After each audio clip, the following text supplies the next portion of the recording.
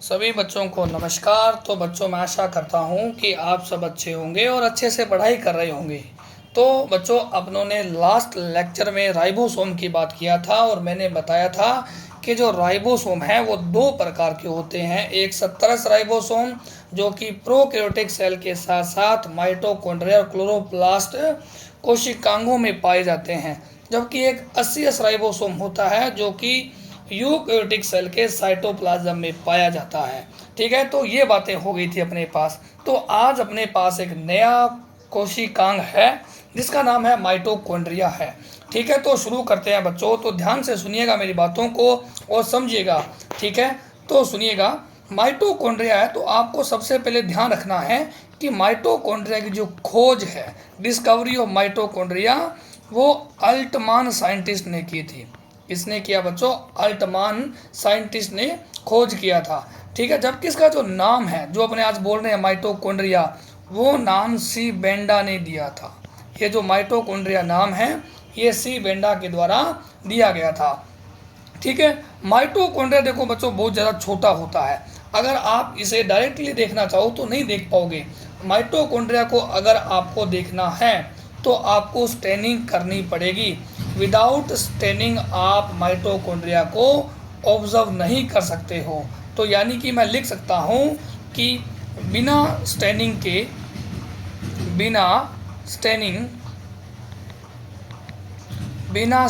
के माइटोकॉन्ड्रिया को आसानी से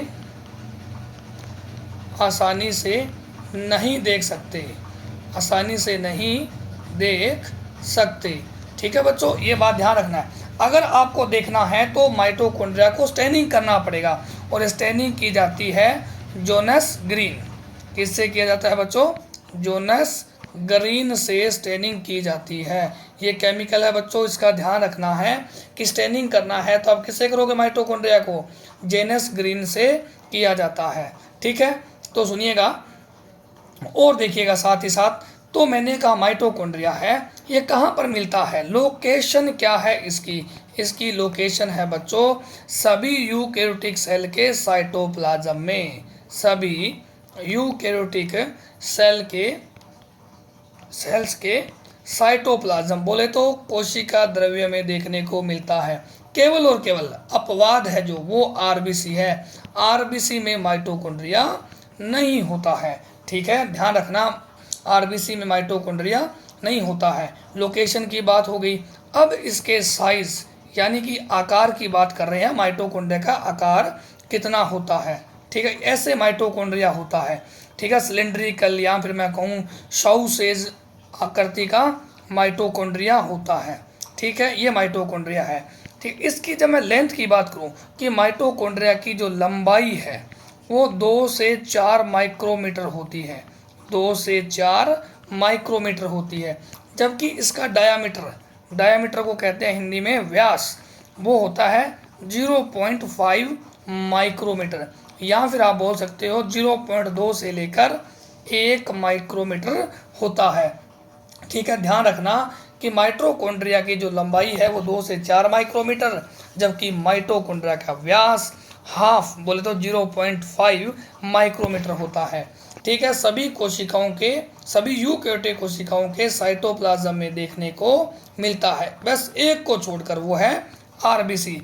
अब इसकी आकृति की बात करते हैं। तो आकृति होती है इसकी सिलेंड्रिकल। कैसी होती है बच्चों? सिलेंड्रिकल, या फिर मैं कह सकता हूँ एनसीईआरटी ने लिखा है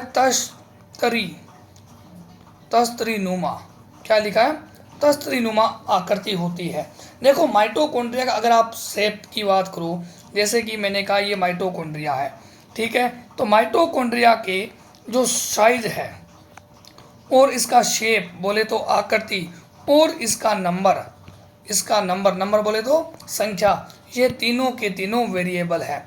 यानी कि एक कोशिका से दूसरी कोशिका में जाओगे तो माइटोकॉन्ड्रिया का नंबर, साइज और शेप तीनों के तीनों परिवर्तनशील है। एक में अगर माइटोकॉन्ड्रिया की संख्या मान लीजिएगा 100 है तो दूसरों में कम ज़्यादा हो सकती है। ये डिपेंड करती है सेल की फिजियोलॉजिकल एक्टिविटी पर, है ना। किसी सेल है, कोई सेल बनाया, तो उस सेल में मैंने कहा कि ज़्यादा माइटोकॉन्ड्रिया किसी सेल के साथ कंपेयर कर रहे हैं, तो माइटोकॉन्ड्रिया का जो नंबर है या फिर मैं कहूँ उसकी मतलब कि संख्या, शेप, साइज, वो डिपेंड करता है सेल की फिजियोलॉजिकल एक्टिविटी पर। यानी कि माइटोकॉन्ड्रिया की संख्या, माइटोकॉन्ड्रिया की संख्या सेल्स की फिजियोलॉजिकल कार्य की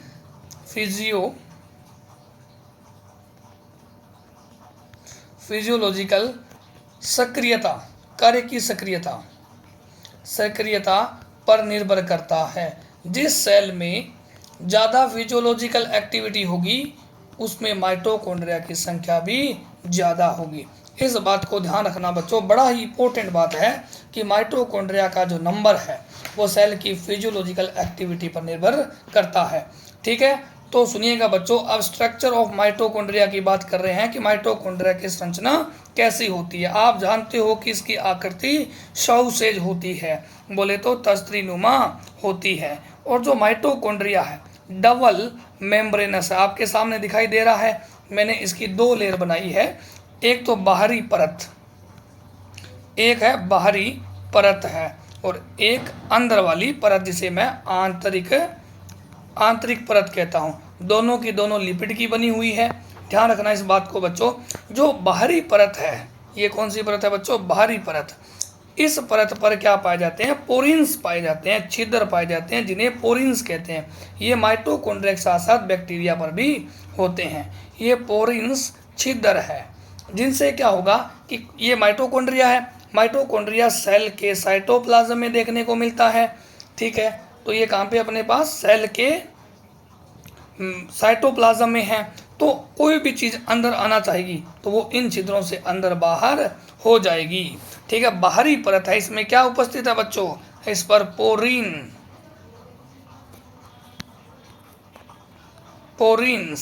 पोर प्रेजेंट है। ठीक है, और क्या उपस्थित है? ये क्या कर रहा है? ये क्या बना रहा है? बैरियर बनाता है। देखो, ये बाहरी परत ही तो माइटोकॉन्ड्रिया को साइटोप्लाज्म से अलग करती है। अब देखो, ये आंतरिक परत की बात करते हैं। ये आंतरिक परत है वो एंजाइम से रिच है। एंजाइम टर्म कोहने ने दिया था, एंजाइम से भरपूर है। किससे भरपूर है बच्चों? एंजाइम से भरपूर है, क्योंकि आंतरिक परत पर चलता है क्रेब्स, यानी कि मैं कहूँगा ईटीएस, है ना। ईटीएस क्रेब का तो एक ही साइकिल चलती है, ठीक है ना, एक ही रिएक्शन होती है। आंतरिक परत पर चलता है ईटीएस। क्या चलता है? ETS, electron transport system mitochondria की आंतरिक झिल्ली पर चलता है। ठीक है, ये जो फोल्ड दिखाई दे रहे हैं इन्हें कहते हैं क्रिस्टी। ये क्या है? क्रिस्टी है। ये आंतरिक मेम्ब्रेन की पृष्ठीय क्षेत्रफल को बढ़ाता है, पृष्ठीय क्षेत्रफल को इंक्रीज करता है ना। ये क्रिस्टी है inner folding of inner membrane. ठीक है ना, तो ये पृष्ठीय क्षेत्रफल को बढ़ा देते हैं। ये अंदर वाली लेयर, ये बाहरी लेयर, इन दोनों के बीच को स्पेस को इंटर मेम्ब्रेन स्पेस कहते हैं। इंटर मेम्ब्रेन स्पेस कहते हैं, यानी कि दो मेम्ब्रेन के बीच का स्पेस इंटर मेम्ब्रेन स्पेस कहलाता है। ठीक है, जिसमें एटीपी सिंथेसिस होती है। क्या होता है बच्चों? एटीपी सिंथेसिस होती है। अब कैसे होती है? क्योंकि यहाँ पे होता है ऑक्सीडेटिव फॉस्फोराइलेशन। ऑक्सीडेटिव फॉस्फोराइलेशन क्या होता है बच्चों? ऑक्सीडेटिव फास्फोराइलेशन होता है। ठीक है, ये बातें आपको अच्छे से समझ में आएगी प्लांट फिजियो में। जब अपने रेस्पिरेशन इन प्लांट पढ़ेंगे तब ये बातें समझ में आएगी। ऑक्सीडेटिव फास्फोराइलेशन क्या है, एटीपी कैसे बनती है, ये उस चैप्टर की बातें हैं रेस्पिरेशन की। ठीक है, अब जो माइटोकॉन्ड्रिया के अंदर फ्लूइड भरा रहता है उसे मैट्रिक्स कहते हैं। अब बात करते हैं कि मैट्रिक्स कैसा है। मैट्रिक्स की बातें करते हैं तो ये देखो बच्चों, ये सघन होता है। ठीक है, इस मैट्रिक्स में डीएनए पाया जाता है ना। डीएनए कैसा है? अपने पास सिंगल स्ट्रैंडेड सर्कुलर डीएनए है। कैसा है? सिंगल स्ट्रैंडेड सर्कुलर डीएनए है। यहाँ पर आरएनए भी है और 70S राइबोसोम उपस्थित है। इसका मतलब कि जो माइटोकॉन्ड्रिया है अपने आप प्रोटीन का सिंथेसिस कर लेगा। ठीक है, और क्या चलता है यहाँ पे, और मैं कह सकता हूँ कि इनके साथ साथ क्रेब्स साइकिल है ना, क्रेब्स साइकिल है वो माइटोकॉन्ड्रिया की मैट्रिक्स में चलेगा। बीटा ऑक्सीडेशन भी यहीं पर होगा। इसके साथ साथ अमीनो एसिड सिंथेसिस भी यहीं पर होगा। ठीक है ना, ये तीनों चीज़ें इंपॉर्टेंट है। Krebs cycle is very very important. Krebs cycle mitochondria के मैट्रिक्स में चलता है, इस बात को आप अच्छे से ध्यान रखें। अब देखो कुछ इंपॉर्टेंट पॉइंट्स हैं माइटोकॉन्ड्रिया से रिलेटेड, कुछ इंपॉर्टेंट पॉइंट है उनकी बात करते हैं। Some important points. ठीक है, अब सुनिएगा, पहला इंपॉर्टेंट पॉइंट है कि जो माइटोकॉन्ड्रिया है ये द्वि झिल्ली युक्त कोशिकांग है जो यूकेरियोटिक कोशिका के साइटोप्लाज्म में मिलता है। ठीक है, इसे शक्ति ग्रह भी कहा जाता है, शक्ति ग्रह भी कहा जाता है, क्योंकि ये क्या करता है बच्चों, एटीपी संश्लेषण करता है, इसलिए माइटोकॉन्ड्रिया को क्या कहते हो, शक्ति ग्रह कहते हैं। इसमें ऑक्सीजन इंटर करेगी। ठीक है, तो फिर क्या निकलेगा, CO2 रिलीज होगी, CO2 फिर रिलीज होगी। साथ ही साथ क्या होता है कि जब ETS चलता है तो उसमें पानी बनता है, और इस पानी को अपने क्या कहते हैं, उपापचय पानी, उपापचय मेटाबॉलिक वाटर, उपापचय वाटर कहते हैं। ये कहाँ पर बनता है, ETS के लास्ट स्टेप में, ETS के लास्ट स्टेप्स में बनता है। जब अंतिम चरण होता है ETS का तो उसमें पानी बनता है। ठीक है, और वेरी वेरी इंपॉर्टेंट बात है कि जो माइटोकॉन्ड्रिया है ये विभाजित होता है। ठीक है, 1 से 2, 2 से 4, ये होता है विखंडन के द्वारा, विखंडन के द्वारा अपने आप को विभाजित कर लिया जाता है, और ये विभाजन देखने को मिलता है G2 फेज में। अभी आप बस इतना ध्यान रखें कि कोई G2 नाम की फेज होती है। इस चैप्टर के जस्ट बाद में cell cycle and cell division पढ़ेंगे, तब उसमें अच्छे से बताऊंगा कि ये कितने प्रकार की फेज है, कि किसका पार्ट है, तो उसमें बातें करेंगे। ठीक है बच्चों, तो ये अपना माइटोकॉन्ड्रिया यहाँ पर कंप्लीट हो जाता है, छोटा सा कोशिकांग है। तो सुनिएगा एक बार वापस से, देखो माइटोकॉन्ड्रिया का जो खोज है वो अल्टमान ने और नाम सी बेंडा ने दिया। माइटोकॉन्ड्रिया का आप इजीली से नहीं देख सकते हो, अगर देखना है तो आपको जोनस ग्रीन स्टेनिंग करना पड़ेगा, फिर ही आप माइटोकॉन्ड्रिया को यूकोटिक सेल के साइटोप्लाज्म में ऑब्जर्व कर सकते हो। वैसे RBC में नहीं पाया जाता है, इतना सा ध्यान रखना है। इसका साइज को लेकर बात करते हैं तो इसकी लंबाई 2 से 4 माइक्रोमीटर और व्यास 1/2 माइक्रोमीटर का होता है। आकृति सिलेंड्रिकल, NCERT हिंदी में लिखा हुआ है, तश्तरीनुमा, और तीनों के तीनों साइज, शेप और नंबर परिवर्तनशील है, यानी कि वेरिएबल है। माइटोकॉन्ड्रिया का जो नंबर है वो सेल की फिजियोलॉजिकल एक्टिविटी पर डिपेंड करता है, और माइटोकॉन्ड्रिया डबल मेम्ब्रेनस है, जिसकी आउटर मेम्ब्रेन्स पर पोरिन छिद्र पाए जाते हैं और इनर मेम्ब्रेन पर भरपूर एंजाइम पाए जाते हैं। और जो इनर मेम्ब्रेन की इनफोल्डिंग है उन्हें क्रिस्टी कहते हैं। क्रिस्टी इंक्रीज सरफेस एरिया, ताकि ज़्यादा से ज़्यादा एंजाइम जुड़ पाए, क्योंकि इनर मेम्ब्रेन पर ETS चलता है।